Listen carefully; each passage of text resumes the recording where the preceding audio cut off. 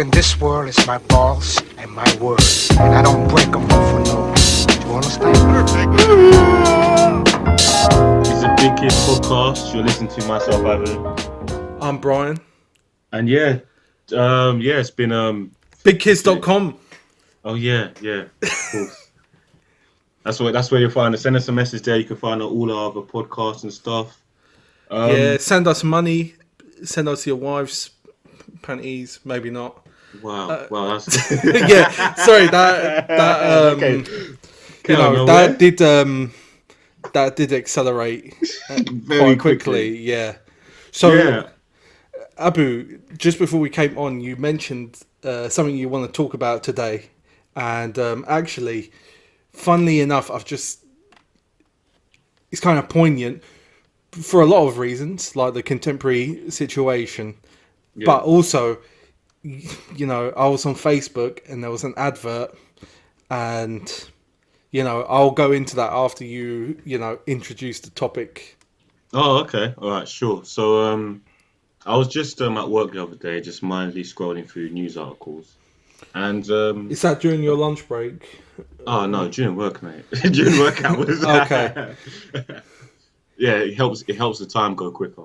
But what I found there was that there's this Boris Johnson a year ago from the I think it was more of a reaction from the Black Lives Matter protest that happened a year ago in June, and he created this so-called Commission on Race and Ethnic Disparities, which was basically a whole team that was designed to research if there's any institutional racism or any hindrances that may be affecting ethnic minorities in the UK.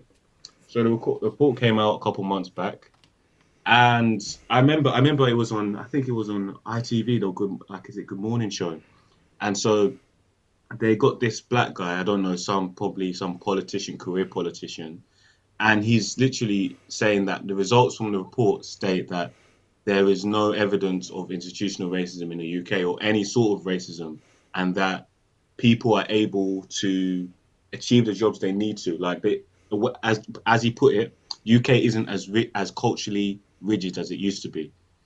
So that obviously received a lot of backlash and a lot of people saying, what was this like? Who conducted the research? And they don't know what the people on the ground are actually experiencing. So it made me think though, because obviously the initial reaction is to say, oh, these people don't know what they're talking about.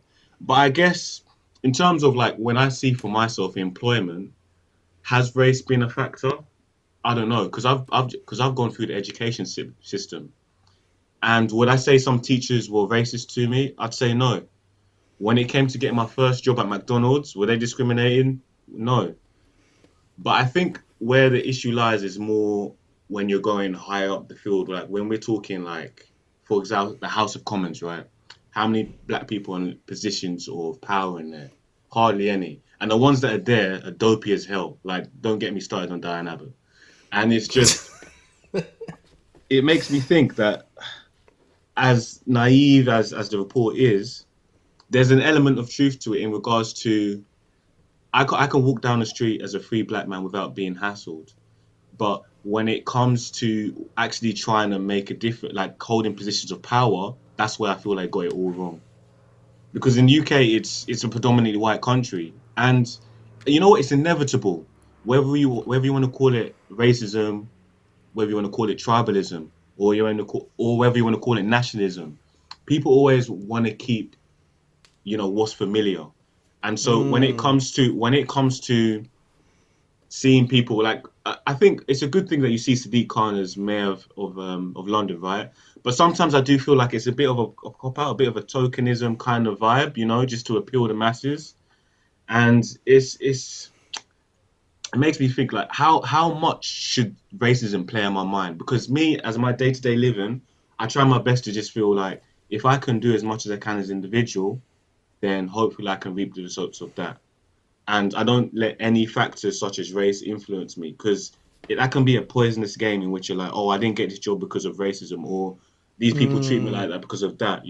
Whereas if you take a more the glass is half full approach, you'll be like, oh, okay, how can I improve myself? How can I make myself more marketable or employable or just, useful in this society?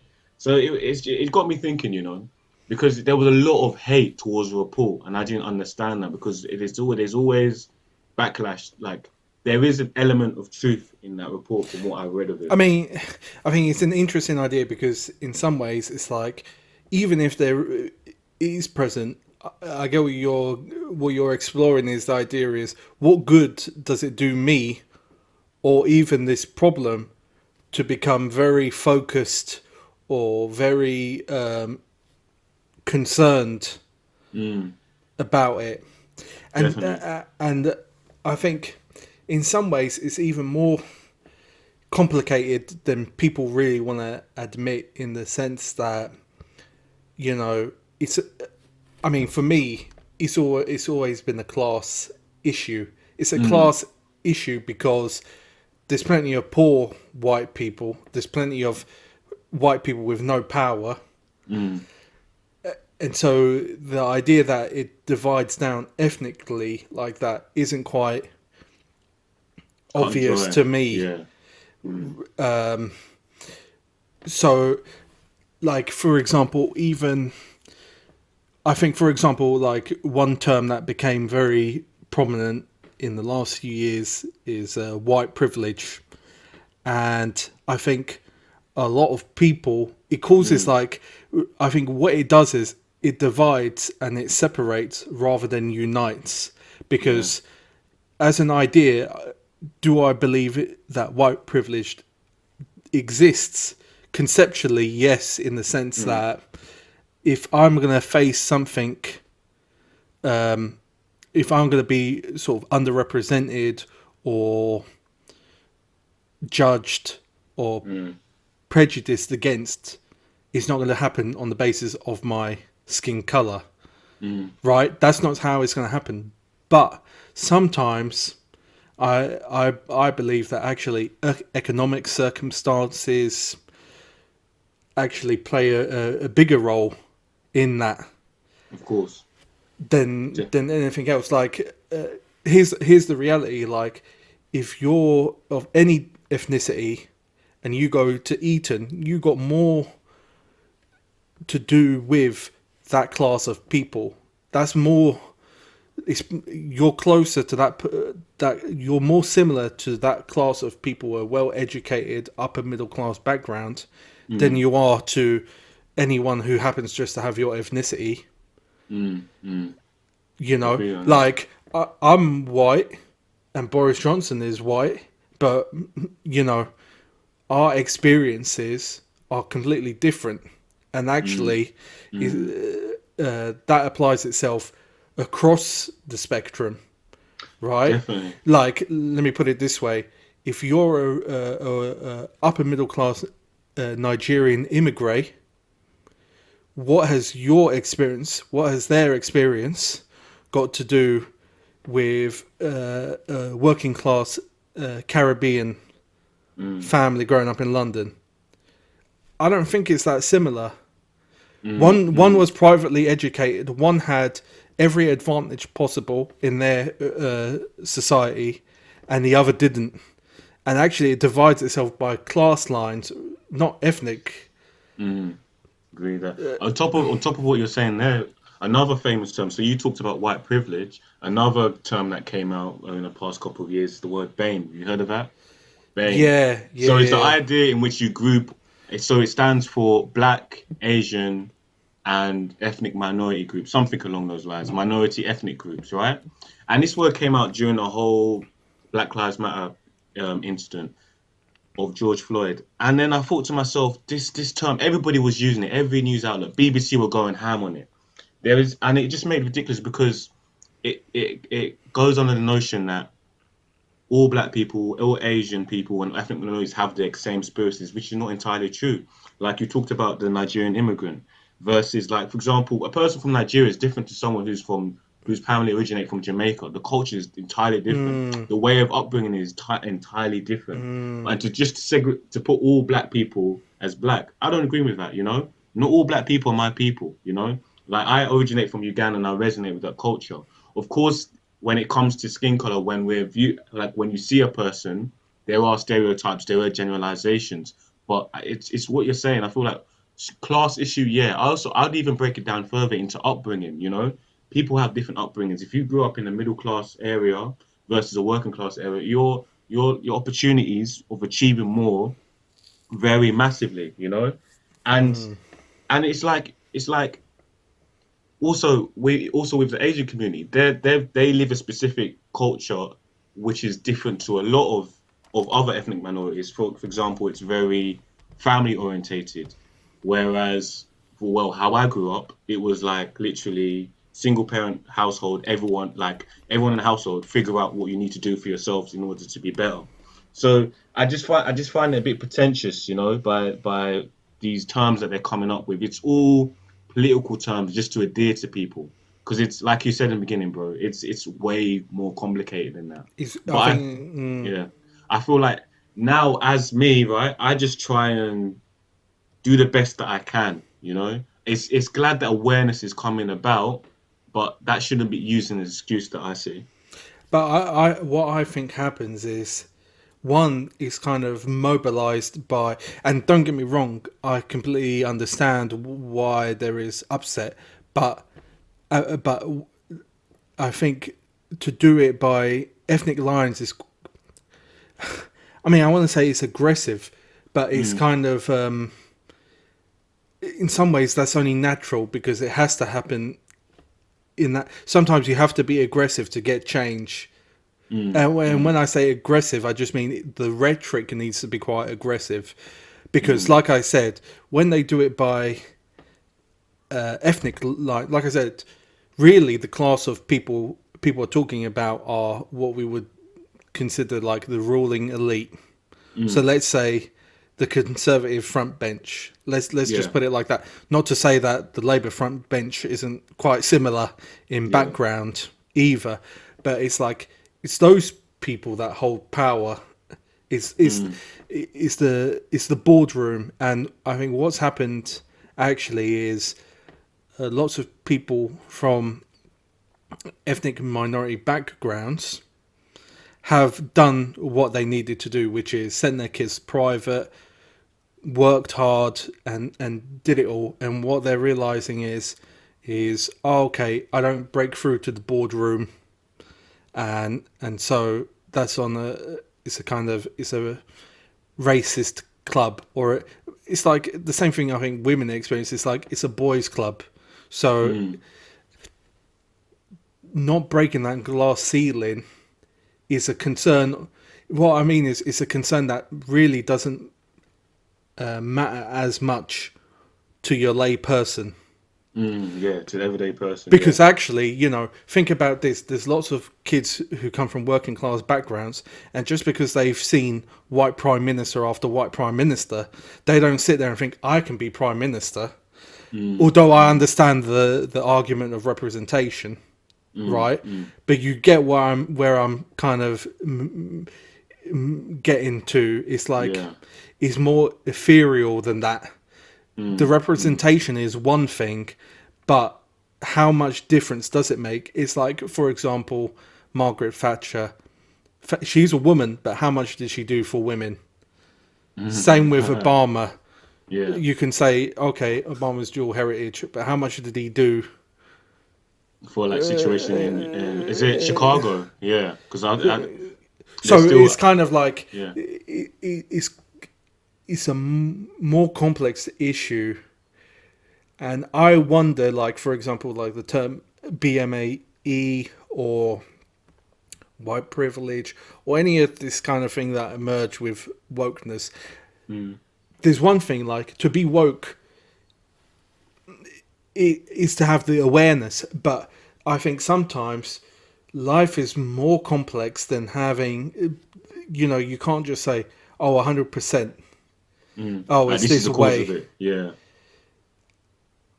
Yeah, I see what you mean. I think like the attention's being put in the wrong areas, you know? What I mean is, I feel like even like, for example, with a lot of the positions on wokeness, whatever, I can agree with it. I completely sympathise with what's going on and what they want. I don't think the way they're doing it brings people together. You Yeah, know, it's more divisive. Yeah, is like more divisive. It becomes tribal, and they shouldn't. The way you unite people isn't by tribes, and I think Brexit has a lot to do with it of course. because it started dividing people in very concrete lines that hadn't been available before. But what I think's interesting is there's a kind of subversion, right? So remember we discussed the Adam Curtis documentary. Yeah, I think we have things argued to us or presented to us as one way, but the reality is they're a completely different way. So the idea there's no racism in the UK is fictitious. Is of course there is.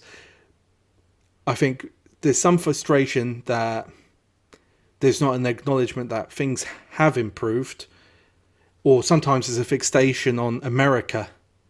yeah, that is definitely true. Yeah, yeah, And you know, I think frankly, in some weird ways, America is still better because there is no barrier in the same way. Whereas here, maybe there is more barriers because of the gentleman's club, the boys' club, the Eton lot, the you know that high society kind of contingent is more of a barrier here than in America. I see. But I think there is a fixation on America, Definitely, definitely. Yeah. and actually it doesn't reflect itself. It doesn't resonate as strongly as people would have you believe In the UK. Yeah. in the UK.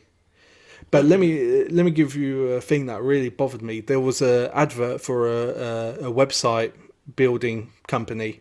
Okay. You know, one that you can just set it all up yourself, easy peasy type one. Yeah. And there was a black kid. They just put like a geeky black kid in the Yeah. picture, right? Yeah. Completely a nothing, a zero, you know, like not even worth a second's thought. Like, come on now.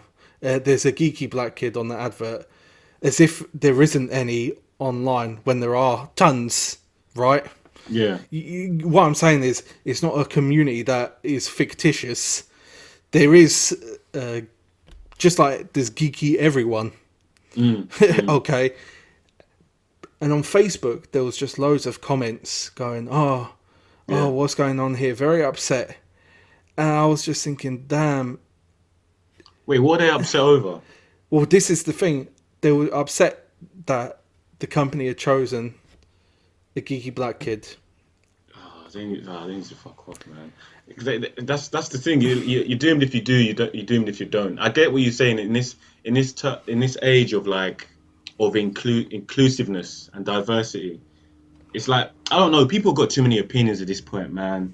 Because yeah, like so what if they had put on a typical, you know, Dagenham lad on the back? What did you say it was a building company? A website building. Website building. Okay. Yeah, that's what I'm saying. It was a website building, and they put a geeky looking kid on it. And the comments was just like, like just nonsensical comments like, oh, I can't use this company because I'm not black, or how come it's only ethnic minorities in my adverts now, and this kind of stuff. Like, you know, when it was just like, oh my god, really? Yeah. Like there was a kind of, I don't even know. It was like, Yeah, race has definitely become like a trigger kind of like topic now, man. More, I don't know, more than it used to be. I guess, yeah, but I guess that's a consequence of awareness. Like, I guess if you see something so much in your face, you start to make your own assumptions. Because I think it's what people feel like. Okay, we're seeing that. Okay, we're getting the Black Lives Matter requests. We're getting the LBGT community more inclusivity, and I think like it's just a parcel of change. And then when it comes to Facebook, people are always going to be adverse to change, man. That's what I found, man. That's why I had to come off of it. It's just too many people, too many opinions. and you know what it is, most of the time, no one had a method to deliver this opinion to a publicly, recorded, widely viewable Yeah. you know, and not only that, people are expressing frustrations and things that aren't even real. Like sometimes I Yeah, think yeah. people might be upset or even post racist stuff, and I think in actual fact, would they even treat someone poorly or actually have a bias against them Mm, in any circumstance? Sometimes I think probably even not a lot of the time they would judge it fairly, mm, but when you have that disconnect, that's why I think computers and stuff are a bit weird, because when you interact with a computer, when you type, you're not, it's not the same thing as dealing with a human face to face, yeah. because there's a lack of emotional response, there's a lack of sympathy, because you haven't got another human being to sit there and have empathy with. Definitely, and it's always one way or the other. When on the internet have you ever found a balanced argument saying, okay, these are the pros, these are the cons? It's either, oh, I'm left wing, I'm right wing, oh, I'm this, I'm that, oh, I'm like, there's no impartialness, you know, with the internet. And it's like what you said before to me earlier. A lot of this shit isn't real, man. It's just like what people are saying in your day to day. If I went off the internet for a whole week, all right, yeah, I might not be in a know, but it doesn't affect my day to day living. If I go to my job, if I go shopping, it's just What I'm saying is, how yeah, much is your ethnicity changing your day to day? And in some ways, it's hard to say, right? Because you've only had one ethnicity for your life, so you of can't course, say. of course, But you must, you must be able to kind of feel around you if people treat you differently. definitely, definitely. And you adjust to it, you know, because as growing up as a black person in this country, yeah, there are times where I do feel like, all right, cool, these people aren't necessarily warming up to me, but yeah, everyone has their own day to day challenges, man. And if you can, I think. Wait, how far on the pod have we gone through so far? Because I just wanna do So a we're 22 finishing. minutes in. So Okay, cool. let's give our concluding Yeah, thoughts. my concluding thought is just like we all got to go through our difficulties, man. I don't want to make race the most prominent topic on my mind, you know, because I feel like I'm a hardworking person. I was brought up with those morals of you work hard, and for sooner or later you'll get paid dividends for the work, the effort you put in. And I like to think that. And of course, there's going to be obstacles when I probably get older and I experience different situations, but I don't want it to be a key highlight of that. Oh, because I'm a black person, I won't achieve as much, you know. Because I've met black people along that. They're like, oh, I can't get a job, I can't do this because of the white man. I'm like, bruv, man, allow it, you know. Just do you be more competent and see where it goes, you know. And that's my final take. So I think building on that, I think actually uh, someone's ethnicity is almost and very regularly the least important fact about them. Mm, And I think worrying or building a society to be very concerned about this as a prominent fact mm, is not a good thing. agreed, agreed. Um, but with that in mind, I also understand why there is quite an aggressive rhetoric now about Mm, that, because actually, like I said about representation, it is tricky because actually, if you don't interact with people with different ethnicities, of course you fear them because they're the unknown. It's a normal human reaction, and sometimes mm, that's why having representation on it television, helps. on media, normalizes, because actually you see, oh, okay, oh, wow, So McDonald's on ITV doing the news. yeah, exactly. Or, for example, even uh, Christmas adverts with black families, it's like, oh, they Mm, also have a Christmas roast, or, like mm, sometimes people don't have that insight, and I will just close up. It's just like it's ignorance, mm, right? mm. It's just ignorance, and that's where it kind of. I mean, and that's what I mean is that's why the aggressive rhetoric. I understand it, but sometimes when you're dealing with someone who's just simply ignorant, your aggressive rhetoric isn't going to get the results you want. You know, We'll do the opposite. it We'll will do come the like us opposite. and them. It will make them more concrete in their beliefs because you're trying to humiliate them, you're trying to undermine them, and it's not how it works, in my opinion. But that's my 2 cents on it, man. And Big Kiz podcast, bigkiz.com. We're gonna try and We'll be trying to encapsulate topics a little bit more.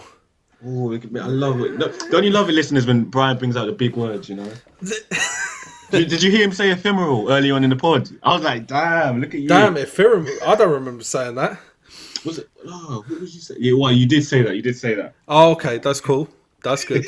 But no, I think let's encapsulate topics and bring our takes on it, just like, you know, normal takes on it, normal person take, right?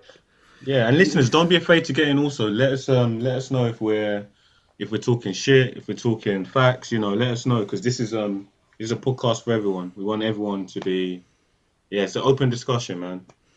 Well, let's leave it there. I hope all is well with you and yours, and peace out. Man. Safe.